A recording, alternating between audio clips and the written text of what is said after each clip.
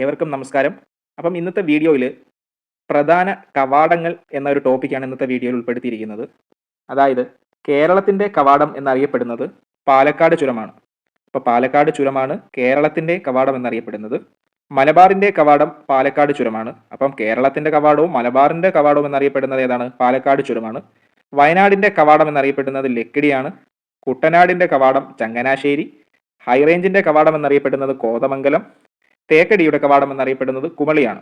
അപ്പൊ കേരളത്തിന്റെ കവാടം എന്നറിയപ്പെടുന്നത് പാലക്കാട് ചുരം, മലബാറിന്റെ കവാടം എന്നറിയപ്പെടുന്നത് പാലക്കാട് ചുരം, വയനാടിന്റെ കവാടം എന്നറിയപ്പെടുന്നത് ലക്കിടി, കുട്ടനാടിന്റെ കവാടം എന്നറിയപ്പെടുന്നത് ചങ്ങനാശ്ശേരി, ഹൈറേഞ്ചിന്റെ കവാടം എന്നറിയപ്പെടുന്നത് കോതമംഗലം, തേക്കടിയുടെ കവാടം എന്നറിയപ്പെടുന്നത് ഏതാണ്? കുമളിയാണ്. അടുത്തതായി വടക്കു കിഴക്കിന്റെ പ്രവേശന കവാടം എന്നറിയപ്പെടുന്നത് അസമാണ്. അപ്പം വടക്കു കിഴക്കിന്റെ പ്രവേശന കവാടം എന്നറിയപ്പെടുന്നത് അസമാണ്. ഇന്ത്യയുടെ കവാടം എന്നറിയപ്പെടുന്നത് മുംബൈയാണ്. ഏഷ്യയുടെ കവാടം എന്നറിയപ്പെടുന്നത് മനിലയാണ്. അപ്പം ഇന്നത്തെ വീഡിയോയിൽ നമ്മൾ പ്രധാന കവാടങ്ങളെ പറ്റിയിട്ടാണ് പറഞ്ഞത്. അപ്പൊ കേരളത്തിന്റെ കവാടം അതല്ലെങ്കിൽ മലബാറിന്റെ കവാടം എന്നൊക്കെ അറിയപ്പെടുന്നത് പാലക്കാട് ചുരമാണ്.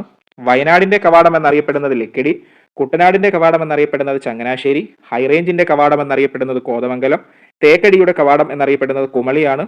വടക്കു കിഴക്കിന്റെ പ്രവേശന കവാടം അസമാണ്. ഇന്ത്യയുടെ കവാടം മുംബൈയാണ്.